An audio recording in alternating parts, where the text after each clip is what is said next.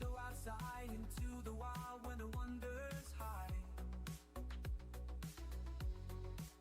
From the soaring birds to the rustling leaves, nature's calling. Can you Hello, believe? welcome.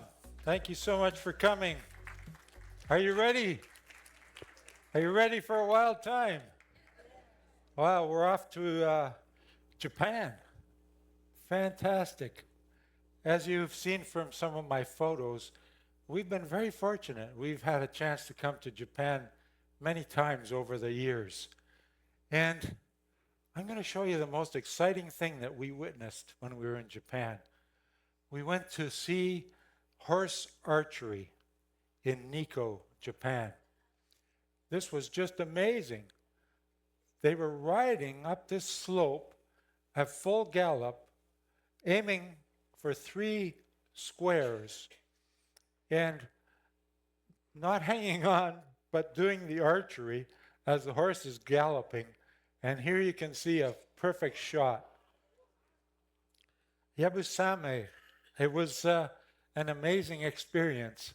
So Jan and I, we had to stand. There were rows and rows of people waiting for this. We stood for 2 hours to have a spot so I could see that perfect target. Well, this took place in Nikko, which is just about 100 kilometers north of Japan, of Tokyo rather. And I like to hire cars or rent cars in Japan because they follow the rules. I love it. You always know what's going to happen next. And I'll never forget one time I made a wrong turn down a one-way lane. And I almost made it. At the very last minute, an elderly gentleman pulled in going the right way. And he could have backed out very easily, but there was no way because I had broken the rule. So I had to back up like 300 yards as he waited patiently. And he gave me that look like, follow the rules, buddy. So Japan is a very rules-based culture. And anytime you do anything, you're breaking a rule. Basically. Did you pay for anything yesterday? How did you hand over the money? One hand? You broke a rule. Did you put it into their hand? If you did, you broke a rule. It's amazing. So here's a list of things that you will probably do without even thinking about it. But putting money into someone's hand is a no-no. Blowing your nose in public is a no-no. Handing items with one hand is a no-no. If people give you their business card, it's going to be with 2 hands. And you need to receive it as a matter of honor. So these are just some of the rules. There's train rules, onsen rules, elevator rules. So driving rules are easy because I can remember those. But all these other ones? Well, so what I've realized is I'm like a toddler in Japan. The great thing about being a Westerner in Japan is they just overlook all your stupidity because they realize you're operating at the level of a kindergarten kid in terms of everything in Japan has multiple layers of meaning. And as a Westerner, I don't have a clue. I have a little bit of an idea, which actually probably makes me more dangerous, but I just keep this in mind. I'm like a toddler when I'm visiting Japan. And that's the way they treat me, which is wonderful, I think. Well, today's talk is about tectonics and volcanoes and tsunamis and some culture that is woven throughout this.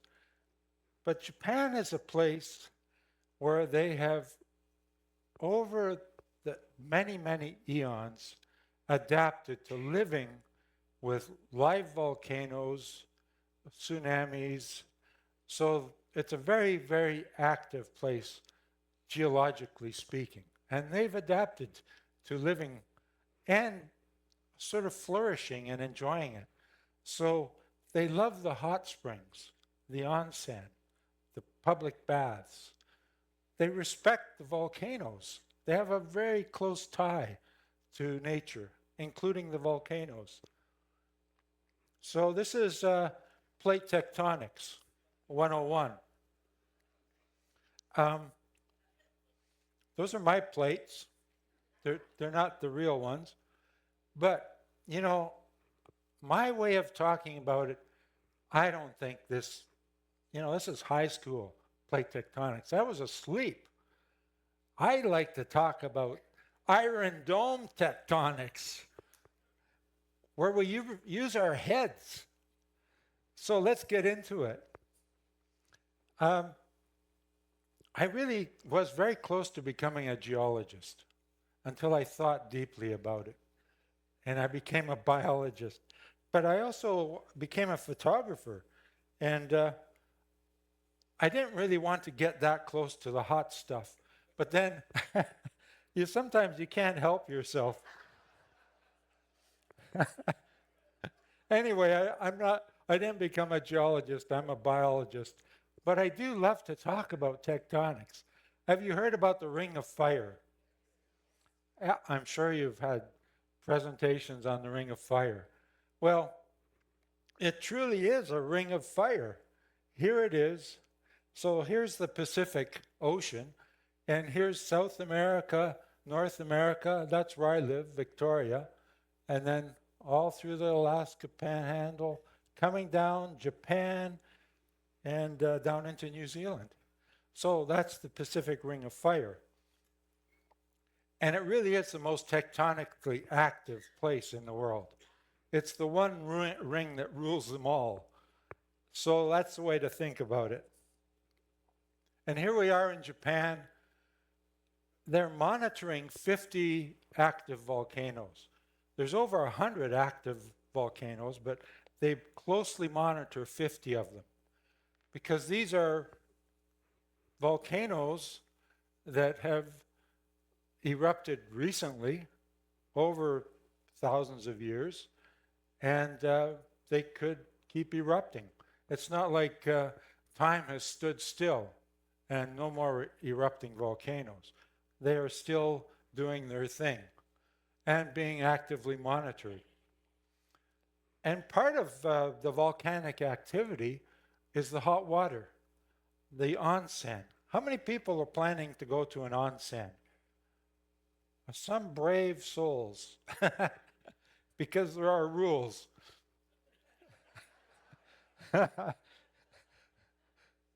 For example, what do you do with that little white towel?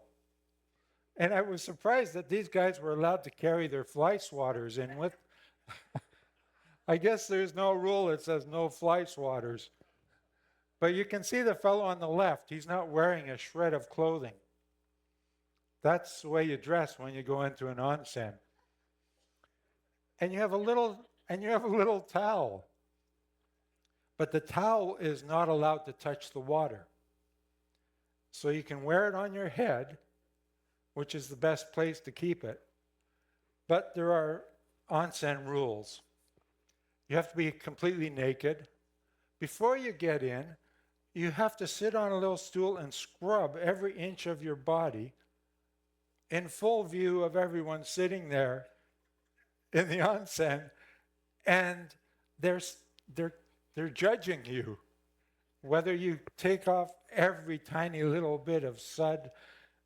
So, and when you get into the 40 degrees Celsius water, you're not allowed to flinch. You have to go in smoothly, like you're peaceful and in harmony with the water. So that just gives you some notion. You will never see me in an onsen. My wife Jan, she's actually been in them, but I think you had a private onsen. I forget. Anyway, when it comes to hot water, I would much rather watch cultural things like how they steam their sweet potatoes. That's my level of activity with the hot water. Yeah. Onsens, that's beyond me. Well, everyone here in Japan loves the hot water. It's so amazing that how much it's abundant, and it's all tied to the volcanic activity. I love the way that guy's he's looking at his watch, and he's trying to figure out what time is lunch. It's almost like he's on a cruise ship. Well, here's one of the most active volcanoes down here at the very southern tip. Guess where we are right now? We're fairly close. Sakurajima. It's a very active volcano. It's almost always like this. If we went close enough to it, we could see some of the ash columns. So these people live with this volcano in their backyard. And they actually like it because it increases the fertility of the soil. All that beautiful ash raining down. The thing is about volcanic ash, it's like tiny, tiny particles of glass. You don't want to inhale that stuff. So wearing a mask, if you lived in this town, would be a very good idea. But you can see farmers, people who are growing in that fertile soil, they would be very pleased. Well, plate tectonics means that you have a lot of geologic activity. And Japan is renowned for earthquakes, as well as the volcanoes. And they've had some big ones. Roughly 1,500. I think Gabe mentioned that 1,500 a year that are perceived by people, and 18% of the world's earthquakes. So the reason the earthquakes are happening is that there's a giant catfish deep down in the mud. And there's a particular god, Kashima, whose job it is to, I don't know if you can see that, stand and keep the catfish under control. And that deity, Kashima, if he falls asleep or he's not on the job, you get an earthquake because catfish is moving. Well, Kobe was a big one in 1995, devastating. But look what happened to their freeway. It tipped over. So there were many, many people killed. 6,000 people. So this was the worst one in the 20th century, other than the great Kanto earthquake of 1923 that claimed over 100,000 lives. So Japan has to be prepared for earthquakes. You remember the tsunami of 2011? How many people saw this on the news? It was a big, big event. So there it is, the tsunami engulfing the seawall and coming into near Fukushima. And this shows you the epicenter. It was offshore. This is, I'm going to tell you a little bit more about Fukushima, the nuclear reactor. But this was the epicenter off the coast. And it let loose a huge tsunami, which engulfed much. Wherever you see this red along the shoreline, that red indicates where the tsunami inundated inland. The orangey part is where the earthquake was intense. and severe, and buildings were toppling and people were being killed. So this was a huge, huge event. Nearly 20,000 people, 360 billion economic loss. And you know, I just had a chance to speak to the captain just for a second, and we were talking about tsunamis. And he was telling me that the safest place to be is on a cruise ship out in the middle of the ocean. Because the tsunami is going by at the speed of a jet underneath. But when you're in the middle of the ocean, you don't even feel it. It's only when it gets close to land and you have that huge wave amplitude that it rises up like a 6-story building, one wave, and topples over. And it's still going over 100 miles an hour when it hits shore. So they have to learn how to contend with tsunamis. So here's the same March 2011, inundating that seawall, great devastation. But the problem was Fukushima is a nuclear reactor, very close to the shore. Here you can see this is afterwards, after the earthquake, after the tsunami. The nuclear plant was inundated. They had a real problem. They had a design fault. Do you know what it was? The power went out, but they have backup generators. Guess where the backup generators were? Right at sea level. So they were wiped out. As soon as you stop cooling the nuclear reactor, you have a big problem. And of course, that's what happened. They had a meltdown in Fukushima. So even to this day, this is a diagram of the nuclear core. The really, really hot radioactive stuff actually melted through the container down to this floor, which is a really huge, thick slab of concrete. And this red spot here is still to this day radioactive. And they don't know what to do with it. They've come up with robots to go down there, but the robots melt. They aren't successful. They cannot get rid of this radioactive material. So they have to keep pumping seawater onto it to keep it cool. But the problem is you have millions and millions of gallons of radioactive seawater that they're storing in huge tanks. So it's not a good news story to this day. They figure the cleanup from this is going to take decades, probably 100 years. But meanwhile, they're building these huge seawalls throughout this part of the coastline where these tsunamis happen. And I'm talking about an immense seawall that goes on for miles and miles, which, when you live in this kind of area, you have to contend with the reality of tsunamis. So almost 400 kilometers of this kind of seawall. This is part of the Fukushima story, but they had to evacuate a whole huge area, many, many small towns. And these bags are all the contaminated soil that they had to scrape off the top layer. They put it in bags, but they have bags and bags and bags, millions of bags that they don't know what to do with.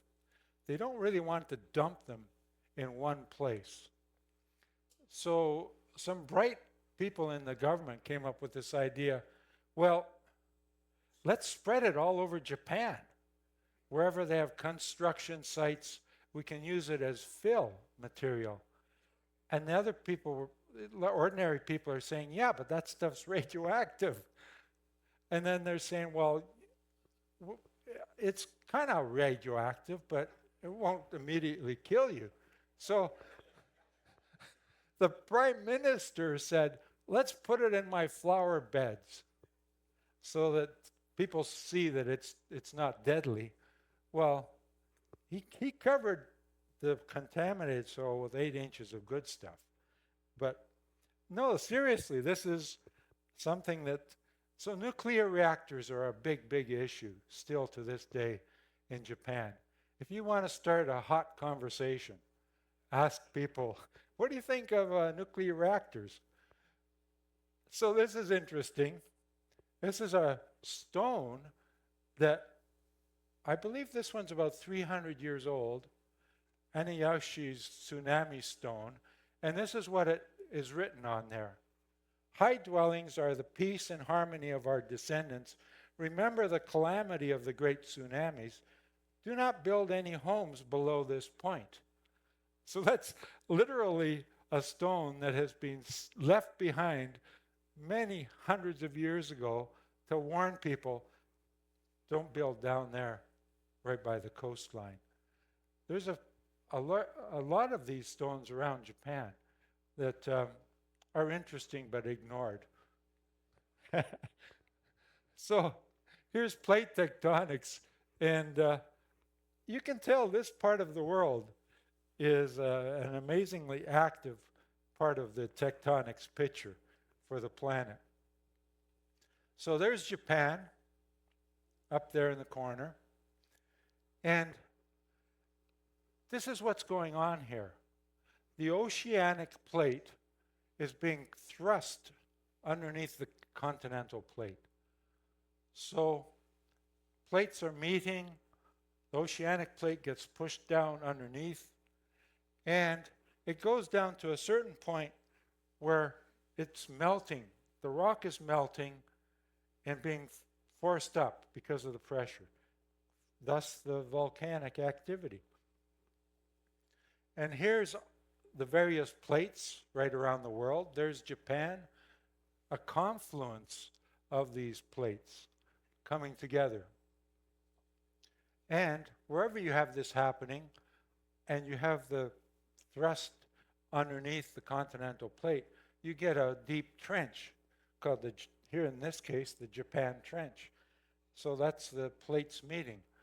So this is the diagram that you've probably typically seen that shows that subducting plate going underneath. But then those yellow blobs, that's pressure being forced up. So all of Japan is basically contending with this happening underneath, forcing up magma in the form of volcanoes. But you know, I've seen presentations like this, and everyone tells you about the subduction zone. But does anyone tell you where the crust comes from? That's the big question. This guy's surrounded by crust. Well, we know that it's happening at the bottom of the ocean, the formation of new crust, because that's what's building all that pressure. But some people believe it's the dragons, actually. So I don't want to ruin your holiday, but it's not the dragons. And Japan is not the formation of a giant dragon. Yeah, although it makes for a good story. Well, this is what I love about science, because you have some mysterious thing like this, and what I am telling you about now, about the spreading of the pressure of subduction going underneath the continent, the question was always, how do these continents move around on the sphere of our planet? And it's kind of like this, it's a mystery. Well, you throw science at it, and observation, detective work, hypotheses, test the hypotheses. The nice thing about science is that it's evidence-based. Someone has to produce the evidence.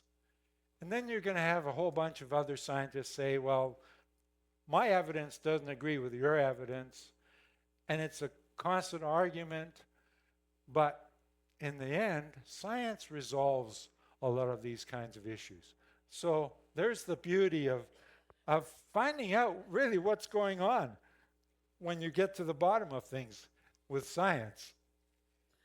Well, here's some of the evidence. Here's South America and Africa. And I used to sit there looking at my atlas thinking, boy, they look like they could fit together. And it wasn't just me.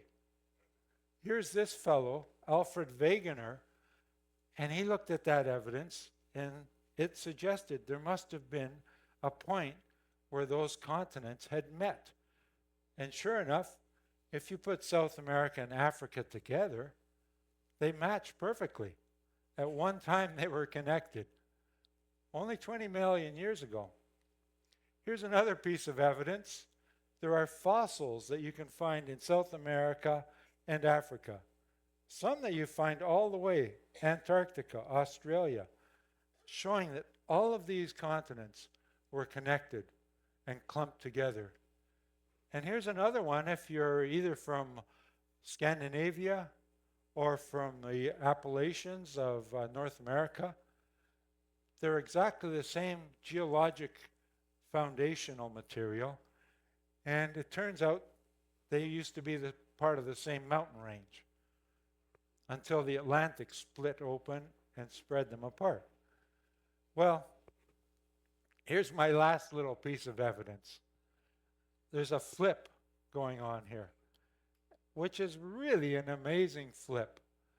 Did you realize that the North and South poles, magnetic poles, flip? So you go from what's north becomes south. And this has happened over and over. Roughly, 250,000 years before these spins, these flips. Which means over the history of the Earth, this has happened a lot of times. So what it has happened is that and we have the scientific research, the tools to actually figure this out, but here are these patterns in the bottom of the seafloor, in the crust. And each time there's a red line here, it shows that there was a period when there was the north-south the way we have it today. Those yellow ones, it was flipped. So it's almost like you have a magnetic tape built into the crust, the ocean floor crust. And this is, figuratively, this is what it would look like. Well, over here on the Pacific side, this is where this is happening. It's called the East Pacific Rise, and it actually goes right through the Galapagos Islands. That's the center of forming new crust. So that's where this crust is developing and spreading in both directions and putting pressure. That's where the crust is coming from to go underneath Japan. So, it wasn't until I was in university in the 1970s that this became a scientific fact, how this works, which is pretty recent, if you ask me. So this is the big picture. This is how there's huge circulatory cycles in the magma and comes up in the bottom of the ocean forming new crust. Or it could be the dragons. The dragons could be pushing continents around. Well, this is what it looks like. This is over the history of the planet. These plates have moved. It's almost like a boiling pot. If you're boiling some kind of porridge or something, you get clumps and then they break up, and that's exactly what's been happening. So this has happened throughout the history of the planet, over and over. Well, on this voyage, we're going to see this place, an iconic place, or maybe the most iconic place in Japan. It's been iconic for centuries, thousands of years. Mount Fuji. And it's been celebrated in art, in drama. And Mount Fuji is an active stratovolcano. It has repeatedly erupted, and that's why we have that shape. And it's directly linked to what I've been telling you about, subduction of a plate underneath Japan, pushing up the pressure through the magma, and when you get the pressure building up over centuries, it releases with a giant eruption. So here's just a wonderful view of Fuji. And what really caught my eye was the bullet train going by. And I thought, man, we were in Kyoto, and we thought, let's take the bullet train to Tokyo, and we'll get a beautiful view of Mount Fuji. So the bullet train's going too fast. I was getting my camera ready. Jan's looking out the window, and she said, hey, there it is. And I'm fooling around getting my camera, and there it was. I never got my perfect picture of Mount Fuji. You're better off standing and watching the bullet train go by and get that picture with Mount Fuji in the background. That was a learning experience. You know, I'm leaving the ship in Nagasaki. Yes, this is my last presentation. Sorry. But thank you so much. Thank you for being such a great audience. So I'm going to do this again. We're going to Kyoto, and then we're taking the Shinkansen to Tokyo. And I'm going to get my camera ready. Well, as you can see, Mount Fuji is very active. 180 eruptions over the past 5,000 years. It's very active and unpredictable. So I thought, I'll give you a little bit of a close-up view, because would you believe 200,000 people a year climb to the top of Mount Fuji? Have you done it? You've done it. Wow. It looks arduous to me. Because if you go on Google Earth, you can actually follow the cameraman who walked up Mount Fuji. There he is carrying the camera. So if you go to Google Earth, you can actually go up the trail, because this fellow's carried the camera. Does this bring back memories for you folks? How long? It must have taken, it would have taken me 2 weeks. But you get the most amazing views once you get up Mount Fuji.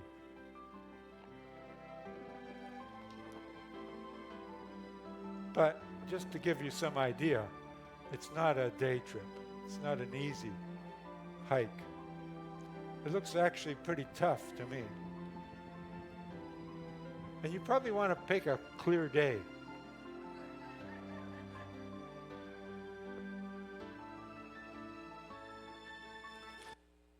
So that's what you see at the top, volcanic debris. But you do get that beautiful view of looking out over Tokyo. And here's another view of Mount Fuji. This will give you, this is looking at it from Google Earth, just to give you an idea. But it's interesting how it switches to winter. But there you can see the trail going up, winding its way up. And there's the crater in the middle of Mount Fuji. So this occasionally is still releasing steam it could release ash, and it could erupt. And there's the path going up. Well, there is an evacuation plan in place for 50 active volcanoes in Japan. And they keep talking about, well, with Tokyo being so close to Mount Fuji, what are we going to do if it erupts, which it will soon, someday, who knows? So there is an evacuation plan in place. The 1707 eruption killed many people.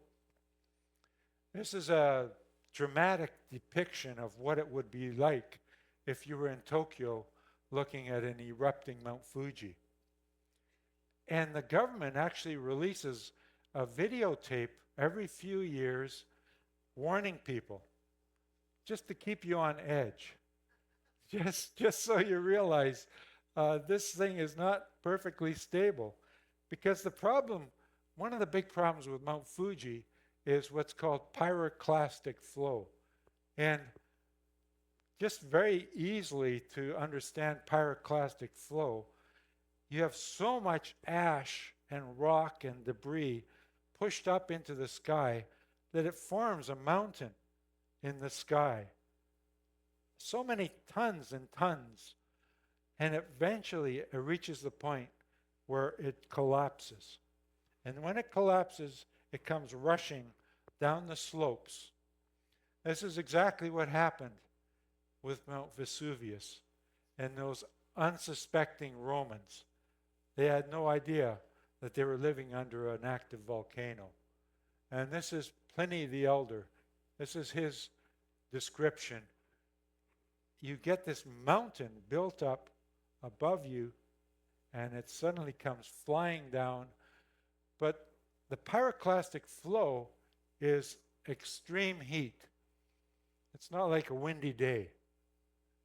This will kill you. So it's coming down at 500 degrees Celsius or more, and it's over 100 miles an hour. So you have, if you're close, you're in that zone, you have no chance of escape. So you can see that the belief system in Japan would be very closely tied to these kinds of activities. And so the Shinto is a religion, but interestingly enough, it's not like the Japanese are really religious people, but they really closely follow many of the Shinto ceremonies, and volcanoes are believed to have kami, which is the supernatural spirit. And in the Shinto way of looking at life, all natural occurrences have some form of spirit, of kami. And in the case of the volcanoes, they have to be worshipped and appeased. And the whole idea is that fire is destructive, but it also purifies and renews. And usually at the base of a volcano, you would find a Shinto shrine like this. And these are the torii gates. It means that you're entering a sacred space. And this is part of their drama.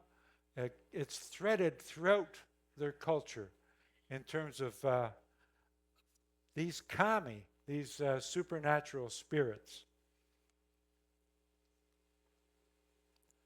Well, they have ceremonies to celebrate the fire and the purification, which is an amazing thing, really, to witness.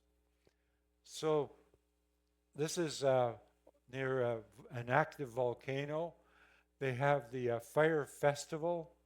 Aso is the name of the volcano. And you can see these are just amazing kind of spectacles.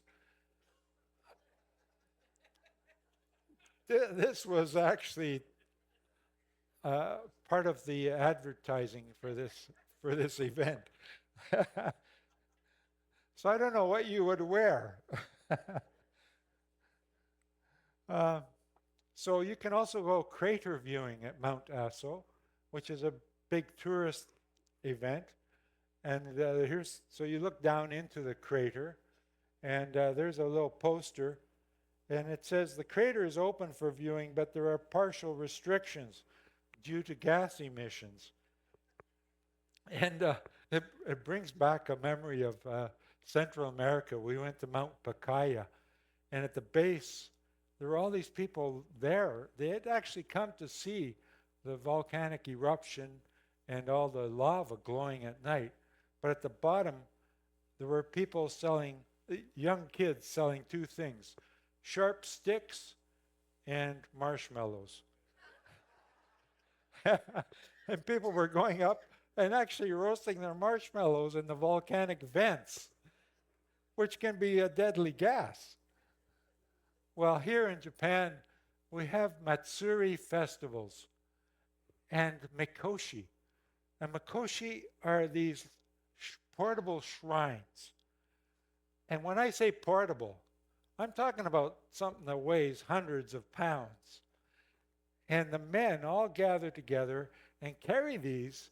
And the whole idea is that the deity who lives in your temple temporarily moves into the shrine, and they carry it around throughout town, throughout the streets, as a form of blessing and bringing good supernatural deity fortune to that part of the town. So you can see, just to make things tougher, they'll go up and down stairs. And it's not easy. But they're very happy. You can see they really love the fact that they're doing this, that they're bringing good fortune and carrying the deity throughout the streets. And tourists, you can see the lady on the left, tourists can participate in some of these. Not all of them, but if you have a chance to witness one, it's definitely a wonderful, wonderful event. And we've had the good fortune in our various trips to Japan to actually see, these are the fellows. Oh, it's not going to play. It's a video. Anyway, those people are carrying one of these little shrines, portable shrine. Not only is that, but it's locked it up. Oh, the joys. Well, folks, I think that's my, oh, wait, this one might play. No, this is my final dragon, and I really appreciate you for being such a great audience. Thank you so much, and I hope to see you on another cruise. Thank you.